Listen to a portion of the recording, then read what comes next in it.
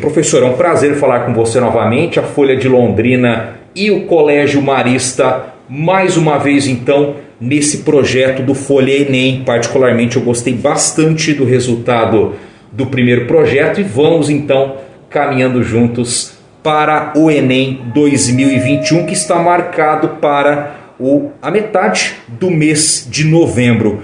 Professor, então fique à vontade, vamos falar a respeito aí da avaliação do Enem do ano passado, que ocorreu no começo desse ano. A gente sabe que afetou em tudo, né? Não só o Enem, mas também os vestibulares como um todo, os concursos, teve que fazer uma adaptação muito grande para que as provas pudessem ser realizadas. Na sua avaliação como um profissional da educação, como é que foi essa organização do Enem? O que você avaliou como ponto positivo e negativo? E já emendo com um ponto aqui que chama a atenção: a grande abstenção nas provas do Enem deste ano. Primeiramente é um prazer novamente fazer essa parceria com a Folha de Londrina, a gente poder prestar esse serviço à comunidade por meio da Folha e falar a respeito dessa prova e ajudar os alunos que estão nessa fase importante.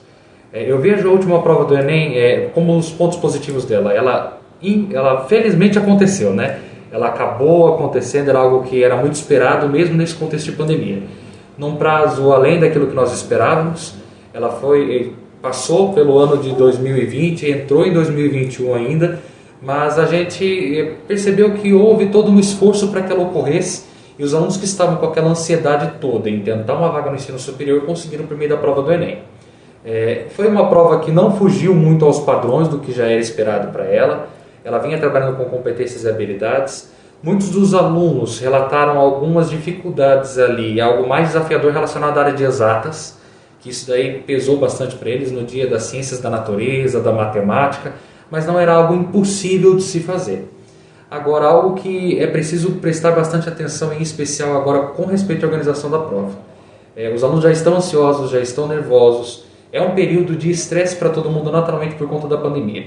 Então, quanto mais organizado for a prova dentro daquilo que é possível, melhor para o candidato e melhor até mesmo para a imagem da organização desse evento e desse dia de aplicação da prova do Enem.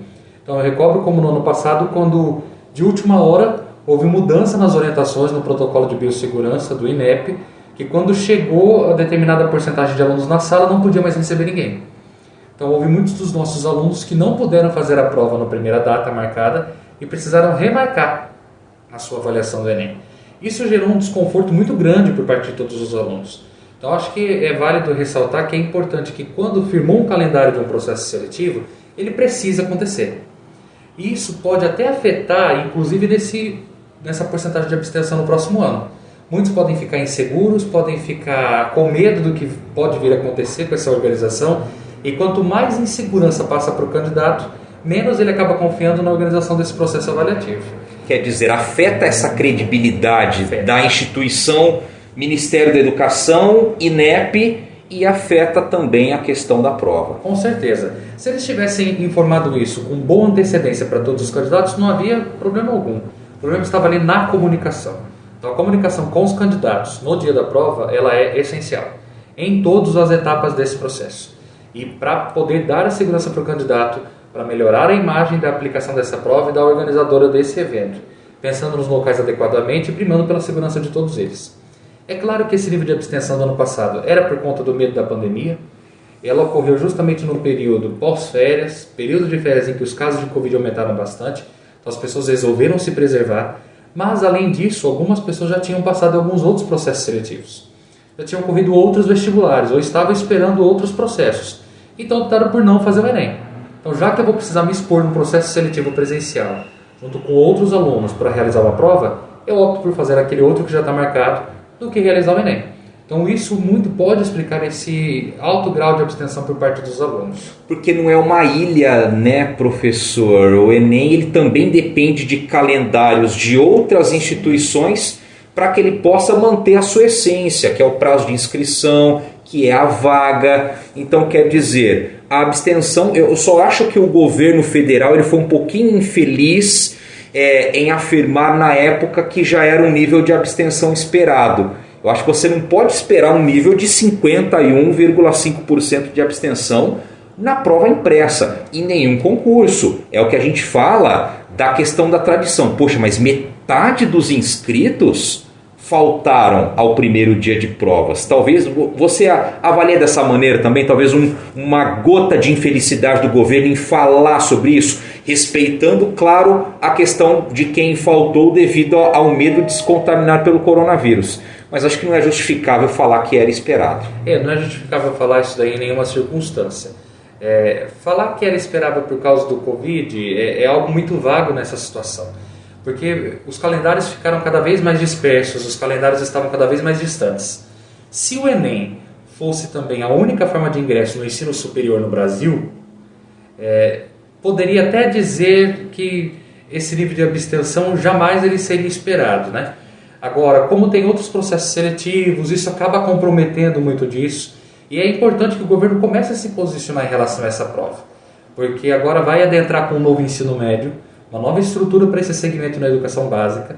Já há estudos para poder modificar a prova do Enem, para se transformar numa prova seriada, mas se houver outros tipos de ingresso nas universidades, como os vestibulares, há universidades, a própria UEL, a nossa universidade aqui em Londrina, tem um vestibular tradicional e pouquíssimas vagas são destinadas pela nota do Enem. Então, enquanto o governo não se decidir por isso, qual é a forma de ingresso oficial no país, se haverá uma só ou haverá respeito aos vestibulares, esse choque de calendários pode continuar existindo. Então é importante que haja um alinhamento muito importante nesse momento. Não é hora para gerar mais insegurança. Insegurança haverá.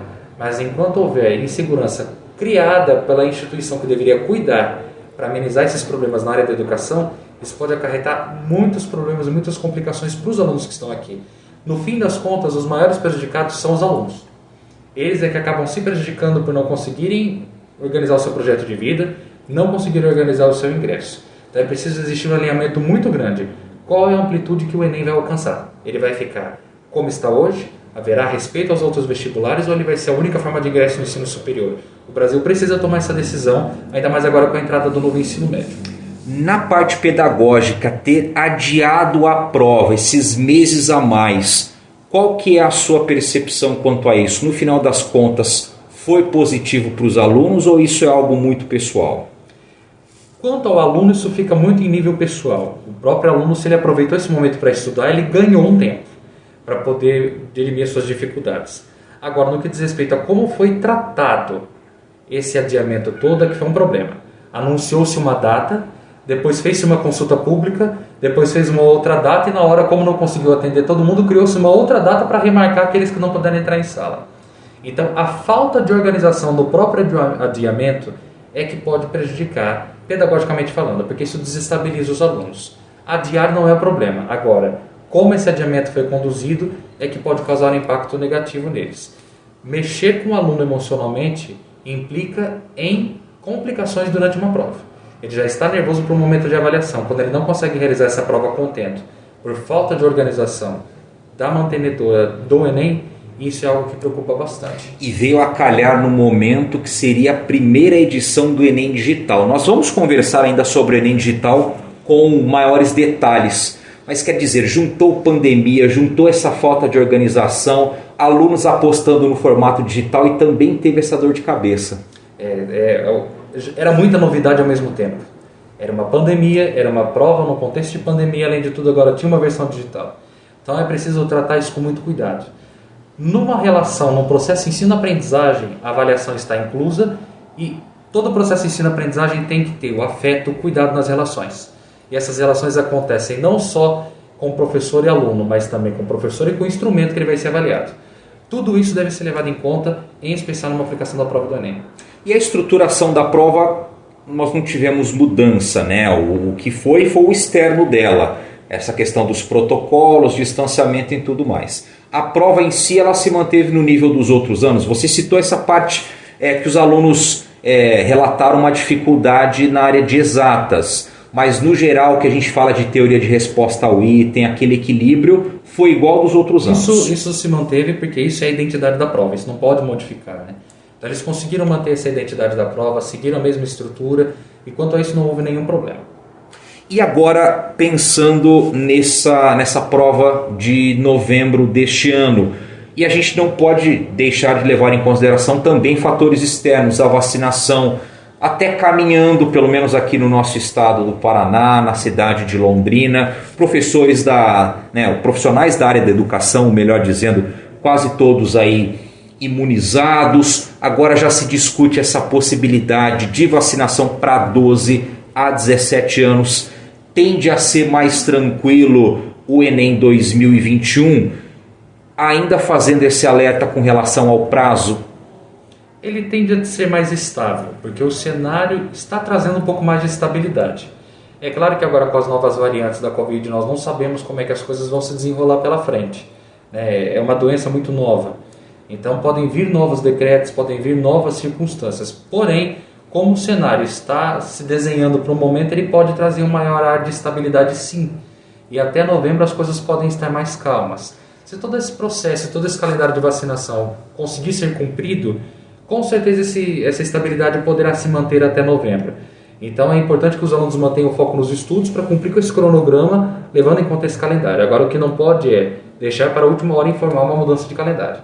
Então percebeu, quer ser preventivo para evitar uma contaminação em massa, ou percebeu que os locais de prova não estão prontos para atender diante do estágio em que a pandemia estiver, comunique com antecedência, é isso que se espera, para evitar transtornos como houve no ano passado. Mas internamente o Colégio Marista tem se policiado quanto a isso? Vocês têm dialogado quanto a essas possíveis mudanças bruscas? Porque ano passado vocês foram surpreendidos com essas mudanças de data, essa dor de cabeça com relação aos locais. Esse ano vocês já estão ali com aquela lâmpada acesa. Bom, vamos talvez mudar o nosso cronograma pedagógico, porque a gente não sabe o que pode vir desse governo.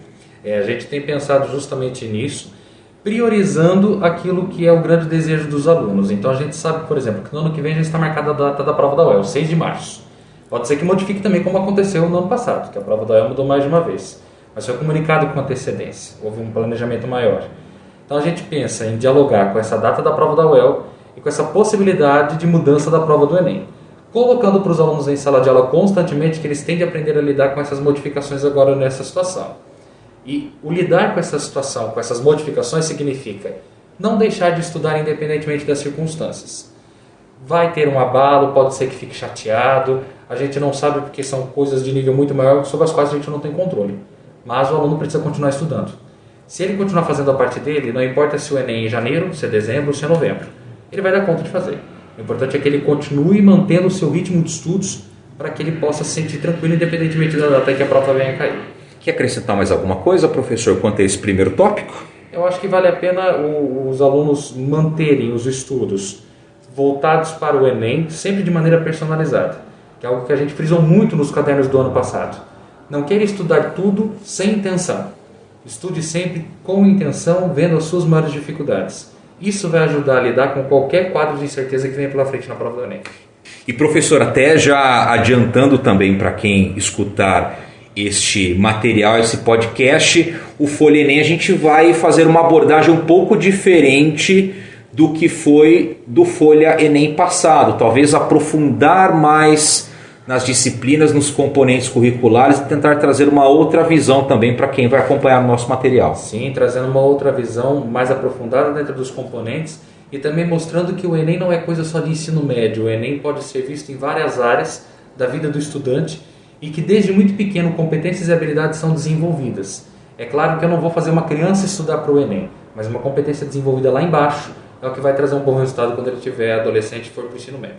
Então fica aí o nosso recado, o nosso spoiler com relação ao Folha Enem, centrando na prova para o próximo mês de novembro, que está marcado então através do Ministério da Educação. A gente encerra por aqui este primeiro Folha Enem com o podcast para você que está nos acompanhando. Um grande abraço, espero que vocês tenham gostado.